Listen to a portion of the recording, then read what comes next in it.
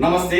ఈరోజు ప్రజా ఏక్తా పార్టీ కేంద్ర కార్యాలయం హైదరాబాద్లో ఉన్నటువంటి కార్యాలయంలో మహానుభావులు స్వాతంత్ర సమరయోధుడు పొట్టి శ్రీరాములు గారి 125వ జయంతిని ప్రజా ఏక్తా పార్టీ అధ్యక్షులు బోనాల శ్రీనివాస్ గారి నేతృత్వంలో ఇక్కడ ఘనంగా నిర్వహించడం జరిగింది.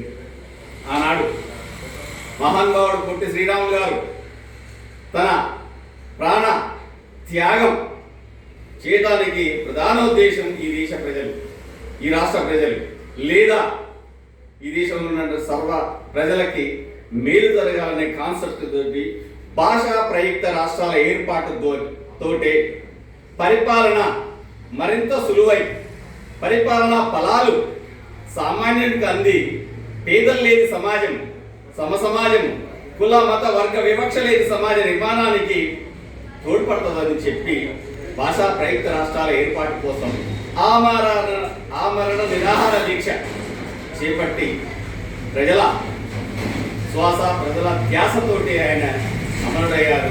అలాంటి మహానుభావుడు గుర్తు చేసుకుంటూ ఈరోజు బోనాల శ్రీనివాస్ గారి ఆధ్వర్యంలో ఇక్కడ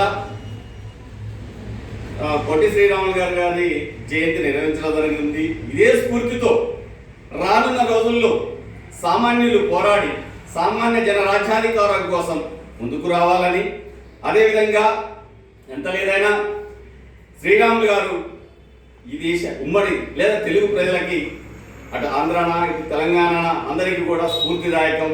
వారిని వెసులుబాటున్న దగ్గర స్మరించుకుంటూ వారి స్ఫూర్తిని తీసుకుంటూ ముందుకు పోవాలని కోరుకుంటూ ఈ అవకాశం ఇచ్చినటువంటి శ్రీనివాస్ గారికి మరొక ధన్యవాదాలు తెలియజేస్తున్నాను.